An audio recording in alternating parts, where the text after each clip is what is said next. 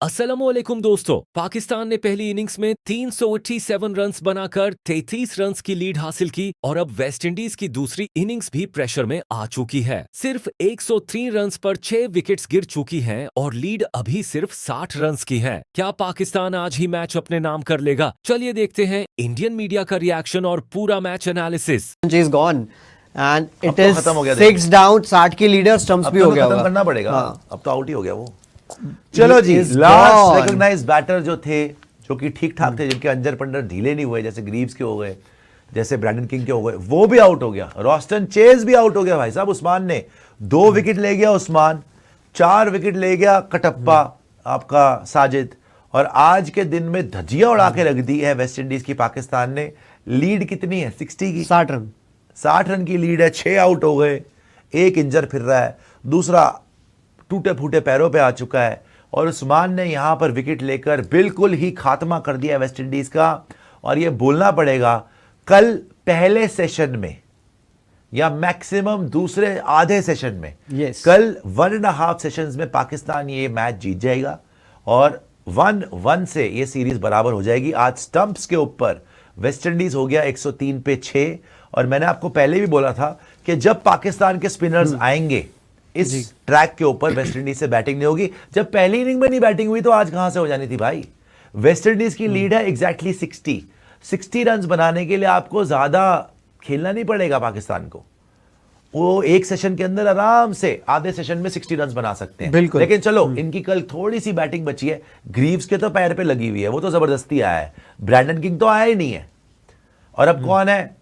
किमार रोच, Warrican है ना, ये फलान हाँ, ढमकान, यही ये सब आने हैं। कोई बैटर नहीं बचा, कोई बैटर नहीं बचा। और स्पिनर तो वैसे नहीं खेले जा रहे जी। कटप्पे ने ले ली 4 विकेट, उस्मान ने ले ली 2 विकेट, 103 पे 6, 60 की लीड। मैक्सिमम निशु जी, जैसे मैंने आपको पहले बोला था, आप अगर मैक्सिमम अब लगा लेंगे जी। 100 रन का टारगेट, उतना भी मुश्किल लग रहा है वैसे। 100 रन का टारगेट या 120 का बहुत हद हो गई। 120 रन का, हालांकि अभी 60 का ही है। हाँ। मतलब टोटल ये 150 पे खत्म हो जाएंगे। हाँ, मैक्स टू ठीक है? मैक्स। तो 150 पे खत्म हो जाने का मतलब है, अगर यहां से बनता है 147 और लगा लीजिए 107 108 का 107 टारगेट। हाँ। 100 रन आप देख लीजिएगा, 1.5 सेशंस में कल पाकिस्तान जीत जाएगा। 1-1 से सीरीज बराबर हो जाएगी। और जो बेवकूफ गधे, अकल के अंधे बाबर के जो फैन बनते हैं, जो कि असली में फैन नहीं बेवकूफ है, जो अब्दुल्ला शफीक को दे रहे हैं ना गालियां, ये प्लेयर ऑफ द मैच इस मैच में बनेगा अब्दुल्ला शफीक, क्योंकि मैच उसी ने जिताया है। 160 नॉट आउट मार दिया उसने, तब जाके आप मैच जीत गए। बाबर भी जिम्बा आज उसका खंबा उखड़ गया 88 पे। अगर अब्दुल्ला शफीक इतना ना खेलता ना, उसके 160 बनाए उसने, 387 पाकिस्तान ने पूरे बनाए। तो अगर आप उसके 160 हटा लो, बोलो वो 80 भी मारे, तो अभी 80 प्लस कर लो। वेस्ट इंडीज मतलब 140 पे। कल वेस्ट इंडीज ऐड करे 200 का target almost, West Indies match जीत गया। बिल्कुल। अब्दुल्ला शफीक ने पाकिस्तान को मैच जिताया और उसी को गधे वहां के ट्रोल कर रहे हैं, जिम्बे के फैन। कुछ जिम्बे के फैन तो नहीं है, खैर बेवकूफ है। But what a day of cricket and total domination by Pakistan. और वेस्ट इंडीज थकी हुई नजर आई है। सर, मैं आपको पूरे सेशन में यही कह रहे थे कि जितना बैकफुट पे जाएंगे ना, उतने विकेट गिरते रहेंगे। अगर आप रन स्कोरिंग अपॉर्चुनिटी देखते हैं ना, तो फील्ड सर्कल खुलता है, जो आपके सिली मिड ऑफ फॉरवर्ड शॉर्टेड लगा हुआ है, कि ये लोग भी अपना पीछे होते हैं क्योंकि आप रन करने लगते हैं। तो वो आप बैकफुट पे डाल ही नहीं पाए। हर कहीं ना कहीं एक इंटरवल में विकेट आता रहा। और जो हम बात कर रहे थे कि साजिद ने पहली इनिंग में 4 लिए और अभी भी 5-6 विकेट में से उन्होंने जो है 4 विकेट फिर से ले लिए हैं, तो 5 विकेट हॉल का भी चांस है। और जी। जो हमने पाकिस्तान की बैटिंग के टाइम पे बात की थी, हम बोल रहे थे कि शायद सर ऐसा हो सकता है कि वेस्ट इंडीज कोलैप्स कर जाए थर्ड इनिंग्स में और पाकिस्तान को 100-120 का टारगेट मिले। तो अभी तो ऐसा ही लग रहा है कि जो हम आज के दिन के शुरुआत में बात कर रहे थे कि पाकिस्तान लेट से 380 करता है और फिर वहां से 120 मैक्सिमम, और शायद कल 1.5 session max to max 40-45 over में गेम खत्म हो जाएगा। देखिए, अब्दुल्ला शफीक की बैटिंग, बाबर आजम की बैटिंग, बाकी भी उनके अजान खेले, वहां पे बैटिंग अच्छी हुई है।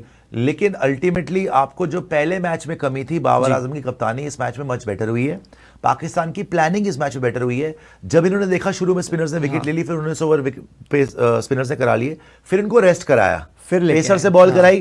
पेसर जब वो उन्होंने खेले थोड़ा देर, फिर डे के एंड में फिर से ले आए, 10 ओवर तक डलवाए और उसमें बहुत सक्सेस हासिल करी। तो I think all around planning बढ़िया पाकिस्तान की, एग्जीक्यूशन बेटर और बाबर की कैप्टनसी बेटर। बिल्कुल टेस्ट मैच में बिल्कुल। बैटिंग भी अच्छी और करी सर उसने। जैसा हम कह रहे थे ना, पहले टेस्ट मैच में बड़े डरे डरे खेल रहे थे पाकिस्तान के players including the captain, but आज थोड़ा अटैकिंग अप्रोच था। इवन हम सेकंड सेशन में कह रहे थे स्लो खेल रहे हैं, लेकिन शायद उन्हें पता था कि आज के दिन में बैटिंग करके वेस्ट इंडीज को थकाना बड़ा जरूरी है।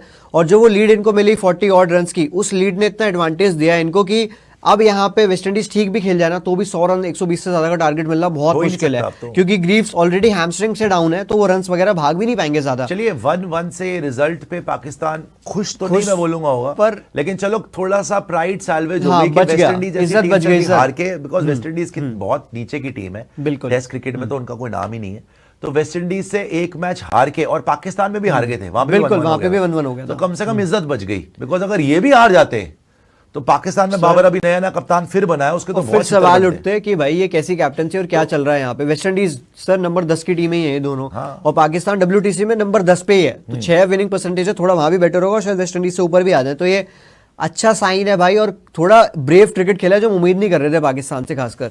खत्म ही करके रख दिया ना। साजिद खान देखेंगे आप, यहाँ पे चंद्रपॉल साजिद खान, जांगू को आउट किया Sajid Khan, Shai Hope Sajid Khan, Jayden Seales Sajid Khan, और फिर उस्मान ने 2 विकेट लिए, LBW करा हॉज को, और फिर कॉटन बोल्ड रोस्टन चेस को, एंड में कप्तान को आउट कर दिया 17 रन पे। कोई अच्छा खेला ही बहुत वेस्ट इंडीज धीरे धीरे वेस्ट इंडीज की प्रॉब्लम ये होगी, पहले मार के खेल रहे थे तो रन भी बन गए, अब शटर डाउन करके खेल रहे तो रन भी नहीं बने। एज लग रहे हैं, प्लम हो रहे इससे हैं। अच्छा तो थोड़ा अटैकिंग खेलते तो Runs रन भी बन करते, जाते। हाँ। रन्स बनते आपके 100-150 रन 150 पे पहुंचते, चांस तो होता।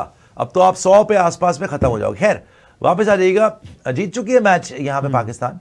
साजिद खान ने 12 ओवर 32 रन 4 विकेट, और अली उस्मान ने ऑलमोस्ट 17 ओवर्स 29 रन 2 विकेट, और कॉटन बोल्ड बड़ा बिल्कुल आउटस्टैंडिंग लास्ट में। बट मैं ये पूछ रहा था, जो अब ठीक है ये सीरीज तो डन डस्टेड हो गई, लेकिन इसके आगे क्या आपको लगता है इंग्लैंड में भी अच्छा प्रदर्शन अब इस सीरीज की वजह से, जैसे बैटिंग करी शान मसूद ने, जैसे बैटिंग करी आज अब्दुल्ला शफीक ने, बाबर ने, क्या थोड़े पॉजिटिव्स मिलेंगे इंग्लैंड की पिचेस के ऊपर भी स्पिनर्स को खिला के?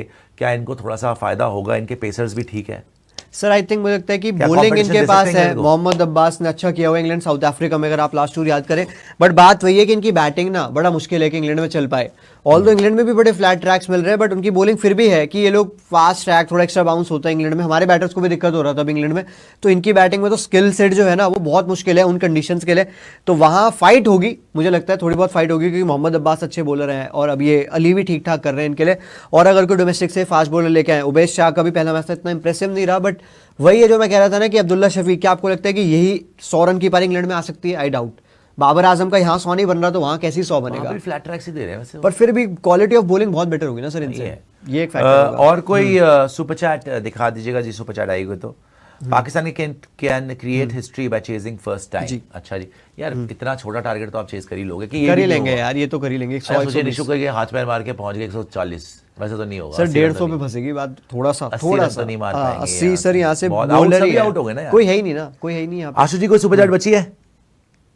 हो चुकी है, बता दीजिए। ठीक है, Done. चलिए फिर अभी आपसे इजाजत लेते हैं। Thank you so much guys. अभी भी देख रहा हूँ बिल्कुल सुबह के यार, 3 thank बजे you. 3000 लोग हमारे साथ जुड़े हुए। तालियां आपके लिए भी यार, बिल्कुल यार, प्यार आउटस्टैंडिंग। करते टेस्ट क्रिकेट को। कल आपसे मिलते हैं, कल मुलाकात होती है और कवर करते हैं मैच को। जय हिंद। बाबर आजम की कप्तानी पर हर कोई सवाल खड़े करने लगता है, लेकिन जब बाबर आजम अच्छी कप्तानी करते हैं तो उसके बाद कोई तारीफ करने के लिए नहीं आता, लेकिन भौंकने वालों की कमी नहीं है। पूरे के पूरे पाकिस्तान में जितने भी यूट्यूबर हैं अपने आप को पता नहीं Imran Khan, Ricky Ponting, MS Dhoni समझने लगते हैं, और वो यूट्यूब पर बैठ के बाबर आजम को बताएंगे भैया कप्तानी कैसे करनी चाहिए। लेकिन जब अच्छी कप्तानी करते हैं तब उनकी तारीफ भी तो करो। अब क्या है कि तीसरे दिन का वो जो आखिरी ओवर जब रोस्टन चेज आउट हुआ है, आप उस समय की कमेंट्री सुनो, उस टाइम की फील्ड प्लेसमेंट देखो, और उस टाइम अली उस्मान ने जो क्या कमाल की गेंदबाजी, हालांकि गेंद इतना जबरदस्त नहीं था कि उस पर विकेट आया जाए, क्योंकि ओवर पिच डिलीवरी था और सामने रोस्टन चेज ने खेल दिया, लेकिन ठीक उस बॉल फेंकने से पहले बाबर आजम ने मैच को स्लो किया। रोस्टन चेज का ध्यान भटक गया। खुद 2 स्लिप रखे हुए थे, आगा सलमान भी थे, बाबर भी थे, फर्स्ट स्लिप, सेकंड स्लिप, और एक प्लेयर जो है आई थिंक अजान अवैस थे, वो सिली पॉइंट पे थे और सिली मिड ऑफ के बीच में वो खड़े थे एग्जैक्टली। तो घेरे हुए थे पूरे तरीके से किसको? तो रोस्टन चेज को। तो रोस्टन चेज जो है अब उसको, भाई जाहिर सी बात है आखिरी ओवर जब खेला जा रहा हो या कुछ एक लास्ट ओवर जब बचता है दिन का खेल खत्म होने पे, तो जो मानसिक प्रेशर रहता है, जो मेंटली प्रेशर रहता है, वो बल्लेबाज पे सबसे ज्यादा रहता है, क्योंकि उनके दिमाग में जो है कि ये रहता है कि भैया हम आउट ना हो जाए। तो वो जो कंफ्यूजन और जो कहते हैं ना कि डॉट रहता है आपके पास, डाउट रहता है आपके पास, तो आप जो है ना बहुत ज्यादा कंफ्यूज हो जाता है और उस कंफ्यूजन में जो है ना आप विकेट अपना गवा देते हैं। रोस्टन चेज के साथ यही ब्रेन फेड मोमेंट देखने को मिला है। जब अली उस्मान गेंदबाजी कर रहे थे, बॉल इतनी जबरदस्त नहीं थी, उस बॉल पे अगर आगे बढ़ के खेलते या फिर खड़े होकर भी खेलते ना, तो भाई चौका छक्का मार सकते थे आप। ओवर पिच डिलीवरी थी भाई, सीधा आपके पैर के पास पटका था, थोड़ा सा बस बल्ला घुमाना था, लेकिन उस भाई साहब ने सीधे ऐसे खेल दिया। अली उस्मान ने जो है कॉटन बोल्ड उन्होंने लिया और विकेट हासिल कर लिया। और इस तरीके से जो है छठा विकेट गिरा है किसका, तो वेस्ट इंडीज का। 60 रन की बढ़त हासिल कर ली है वेस्ट इंडीज की टीम ने। लेकिन अभी भी मैं बोलूंगा कि भाई पाकिस्तान की टीम है, ये कुछ भी कर सकती है, कुछ भी मतलब कुछ भी हो सकता है। इसीलिए आपको जो है उम्मीद करेंगे कि 100 रन के भीतर ही आप वेस्ट इंडीज की टीम को निपटा दो, ताकि आपके पास टारगेट 100 रन है। 100 रन तो बन गए हैं, 103 बन गए, लेकिन पहली पारी में पाकिस्तान ने 43 रन का लीड लिया, तो माइनस कर दो 43 रन, तो 60 रन की अभी तक बढ़त हुई है। मेरा यह कहना है कि जो 3-4 विकेट अभी बचे हुए हैं, 40 रन दे भी दो, लेकिन उसके भीतर अगर आपने 3-4 विकेट निकाल लिया, 100 रन से कम का टारगेट रहा, तो पाकिस्तान के जीतने के चांसेस जो है वो 70-80% के आसपास में रहेगा, आराम से 90% भी मान लो। लेकिन जैसे ही अगर टारगेट 120, 130, 140 चला गया, तो भैया फिर तो आप उम्मीद नहीं कर सकते हो। पता चले पाकिस्तान में कोलैप्स बहुत हो रहा है, पाकिस्तान टीम्स कोलैप्स, इनकी बैटिंग कोलैप्स हो जा रही है जैसे बाबर आजम आउट होते हैं। तो अभी मैच जो है ना पूरा एकदम, हालांकि इस समय पलड़ा जो है पाकिस्तान टीम का बहुत ज्यादा भारी है, सच बात बताऊं तो, लेकिन कप्तानी बहुत जबरदस्त हुई है, ये भी मैं आपको बता देता हूं। खुद कार्लोस ब्रैथवेट जो उस समय कमेंट्री कर रहे थे, उन्होंने भी अली उस्मान के इस विकेट पर उन्होंने खुद बोला था कि भाई ये विकेट जो है एक्चुअली में बाबर आजम की है, क्योंकि बाबर आजम ने गेम को स्लो किया, थोड़ी बातचीत की। रोस्टन, जाहिर सी बात है जब आप रिदम में चल रहे होते हो ना, तो वो जो एक कहते हैं ना कंसंट्रेशन ब्रेक, वो करना बड़ा ज़रूरी होता है, वो करना बहुत ज़्यादा ज़रूरी होता है। आप 2024 T20 वर्ल्ड कप का फाइनल उठा के देख लो, हेनरिक क्लासन मारे जा रहा था, उसके बाद ऋषभ पंत ने चोट की जो है ना, उन्होंने एक्टिंग की थी, गेम स्लो हुआ और उसके बाद भारतीय टीम ने मुकाबला जीता था, विकेट भी मिल गया था।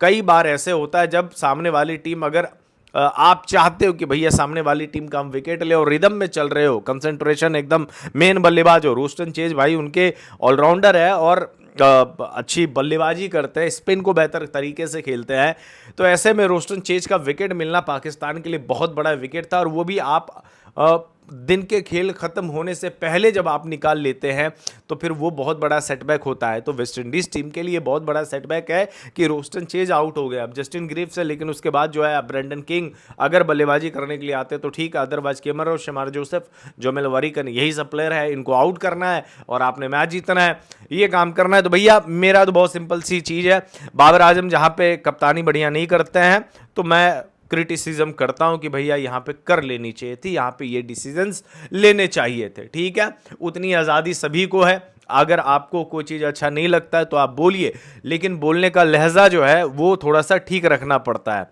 ठीक है, हाँ, हम लोग जर्नलिस्ट लोग हैं, ट्रोलर नहीं है।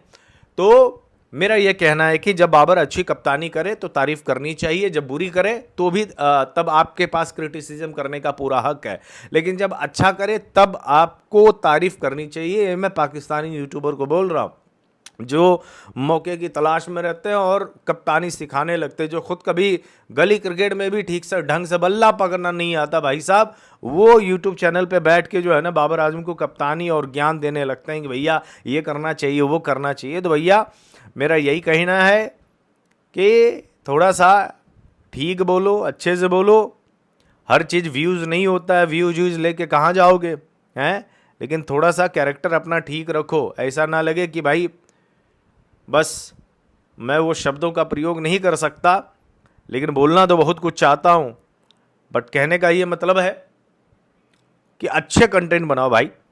धन्यवाद।